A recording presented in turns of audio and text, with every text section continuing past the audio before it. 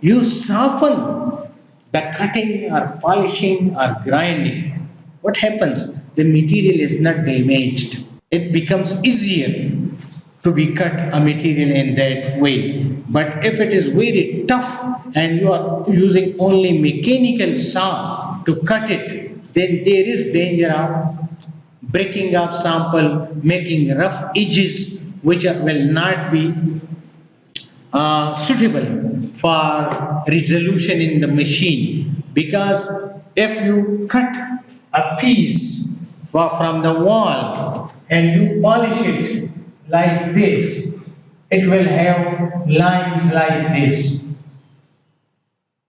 right? Because it will be scratches because of the grinding. But if you chemically grind this material, what will happen? You will have no scratches, but it will look something like this.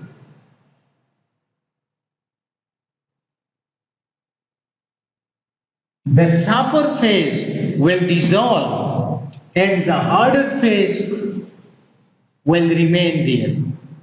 So you will stone, although the cement will be dissolved, but the stone will appear here.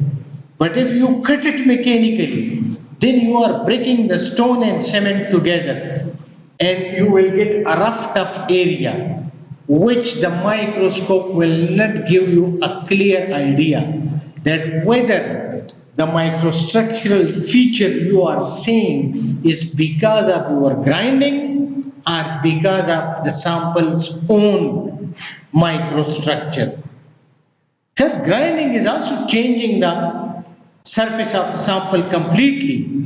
So people are trying chemistry to be utilized for making the sample as original as possible. I'm moving forward and you will see what I meant by all this. Which one? Self-supporting desk or use a grid. A self-supporting specimen is one where the whole specimen consists of one material, no copper or other grid, right? As I told you. Other specimens are supported on grids or on a copper washer with a single slot. So it is a copper washer like this, and this slot is there where you put, this is 3 mm washer. You fix the sample here. So up to here the sample is there. And only that middle gives you the sample. Others is copper washer. So you decrease the area to be seen in the microscope. Usually the grid means a system of lines intersecting at right angles. I told in the previous lectures and showed you, although it was not very visible in the video, but if the washer is like this, then these lines are the grids, as you know, that it is copper grid and this was copper ring, right? And both the specimen or grid must be 3 mm in diameter. Again, people are books and theories are telling you the most general and conventional ways. But when you go to laboratory, you in research, you devised your own ways as well. That which way is useful, which way is preferable. What I did, if I put a sample over a glass slide with a gluing material and I polish it on the polishing wheel and its edges slowly appear to disappear. When I smoothly polish it like this, right, a time will reach that the edges of the sample will appear to disappear. It is like this. If you look into it, this is the glass slide and I put a sample here. In the start, the glass will be up, the glass slide will be up like this when I grind it, and these are the keys, so it will be like this. But when I keep on grinding, the keys will grind up, and there the edges, it will be so thin that the edges of the sample will appear to disappear. When they start to disappear homogeneously in all direction, when you are very balanced in balanced way, if you do it like this, then one side will start disappearing in the start. But if you do in a balanced way and all the edges appear to disappear, this means your sample is almost ready for ion beam thinning. But what will you do with that very thin sample? How can you hold it? So I usually, when I thinned it and it started to disappear, like it was like this, say, then I put a copper ring here, not grid, a copper ring here and a copper ring here, and glued it with the very strong glue. And when it was fixed and I heated this a little bit, this was separated from the glass slide. And then I kept the rings on the top and keep on grinding it on a very fine emery paper or like that, so that the sample automatically started to develop cracks like this. And when the cracks were there, then I took this sample, this sample, this sample very cleanly, because the sample within the ring or near the ring was much stronger than small pieces of sample left here. And I could do it with tweezer and separate it and leave the 3mm disc on the washer cleanly from there. And then I used to polish it with my finger, and I could prepare samples more easily than going into the ultrasonic drill. Dimpling, I bypassed the dimpling and ultrasonic drilling process. But remember, this gave me much less area than the self-supported sample.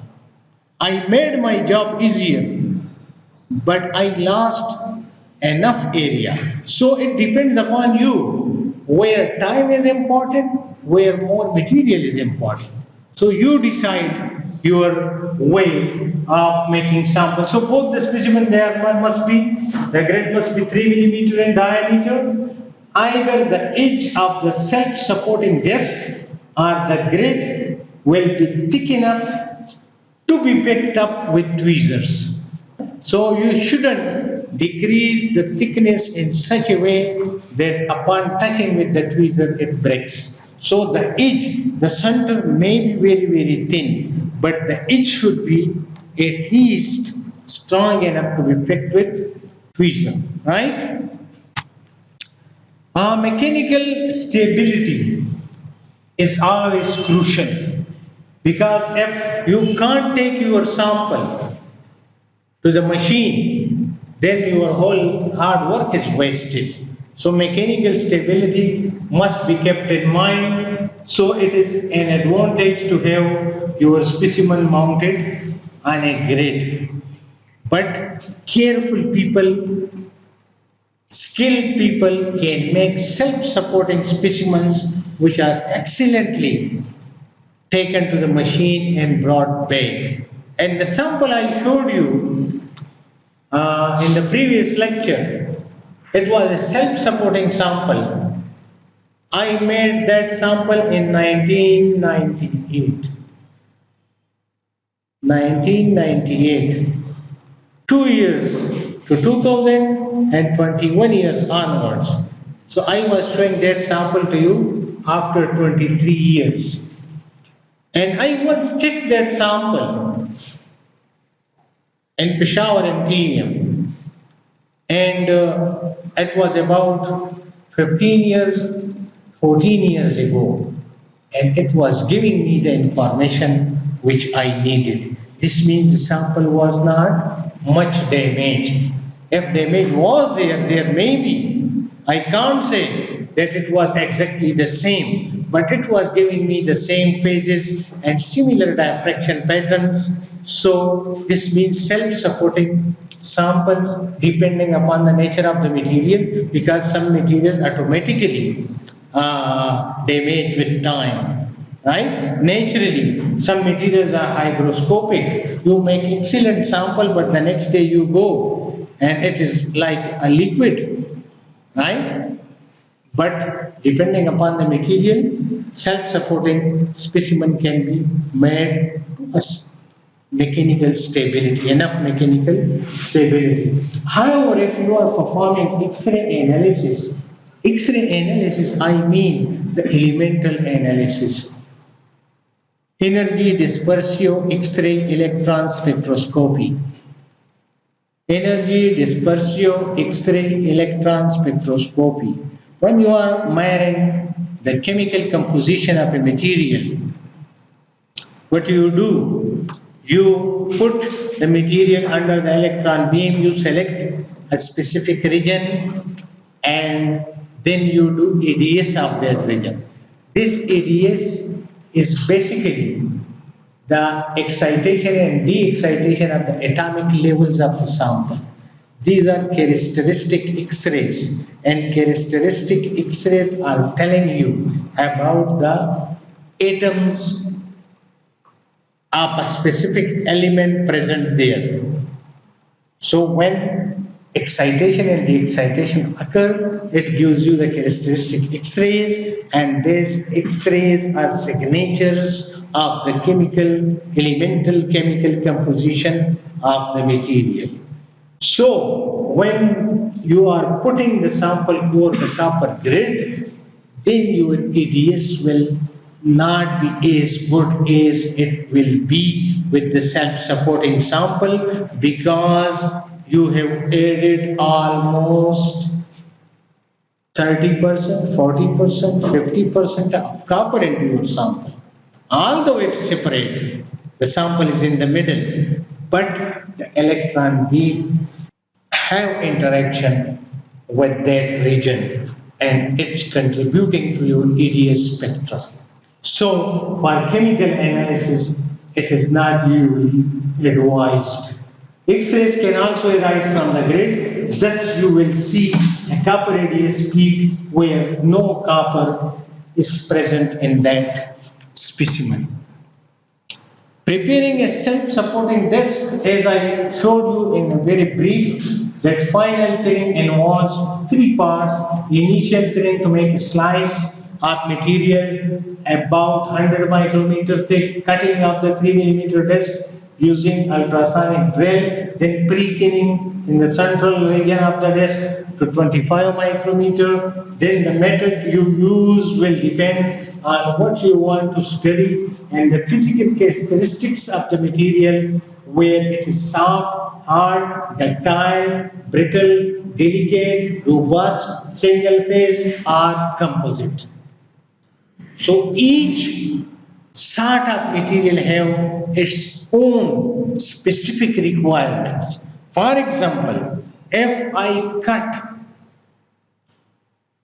a piece of metal, I have an aluminum foil and I am making a sample from that. And this is the aluminum foil, for example, and I put it under the ultrasonic drill. When it rotates, it will squeeze and distort the hole they are making, and the sample you will have will be a type of a rough tough piece of the sample. It will not be a 3 millimeter disc, right? So it is better to have a punch and hit like this, and you get a fine 3 millimeter disc of that material instead of ultrasonic drill. Because metals are ductile, ceramics are not ductile. Ceramics, you grind it like this and it gives you a nice 3 millimeter disc. But if you do the same thing with metal, it will, in somewhere it will squeeze, it will tear off the metal, and it will be very rough and confusing that whether it is a sample or not. Is it a 3 millimeter disc or not? So there are various ways for various samples, as I showed, that brittle, ductile, hard, soft, different materials have different ways of making sample. The cutting thin slices from the bulk sample, the material to be thin can vary. We treat ductile and brittle materials differently. In case of ductile materials such as metals, usually we don't want to introduce mechanical damage.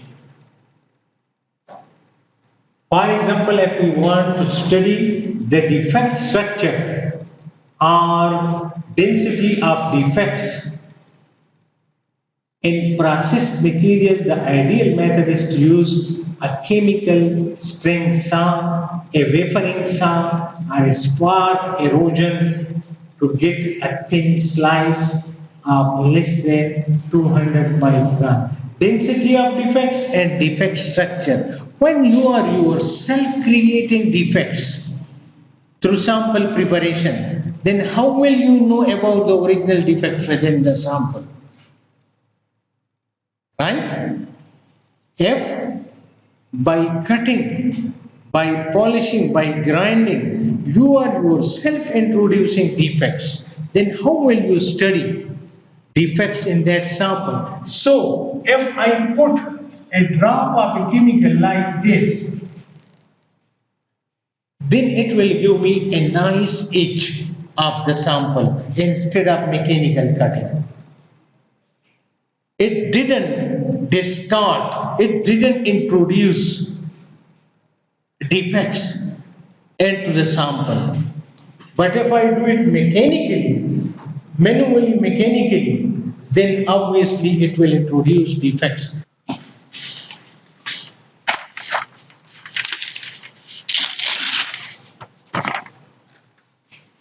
This sample, if I cut it like this, punch it, right? It will give me a piece like this, right? And if it is chemically, then obviously this line where the chemical is there, it will dissolve and I will be left with that disc. But if I do it through this way, then obviously the drill is not that sharp like pen. It will squeeze different areas, it will tear off different areas. And that squeezing, for example, if this line is created, right? This line where I folded it, and it is a metal and it was folded, this line will appear a huge mountain in the TEM. So when you introduce this type of defect inside the sample, and the defects are usually atomic level defects, they are not millimeter or centimeter size defects so that you can smoothen it like this. No, they are atomic level defects, and a slight damage to the sample hides many defects of the sample there. So, study the defect structure of this chemical string saw. Chemical string saw is something like this. Then, in engineering, this is, for example, a sample holder, which is holding, for example, the sample like this. And a string, metallic string or steel string or whatever is there. Here you have a bar or part or whatever it is, and the saw rotates this string, and it has a little bit of chemical with it. When this is filled with chemical, so the string rotates, it passes onto the sample, and it gives you cut chemically. The string only keeps the size of the cut. Where to cut? Because if it is you with the whole sample, then the whole sample will dissolve. So the wire limits the area to be cut, and it is getting wet here. So a little bit of chemical is passed onto the wire and it cuts the sample like this.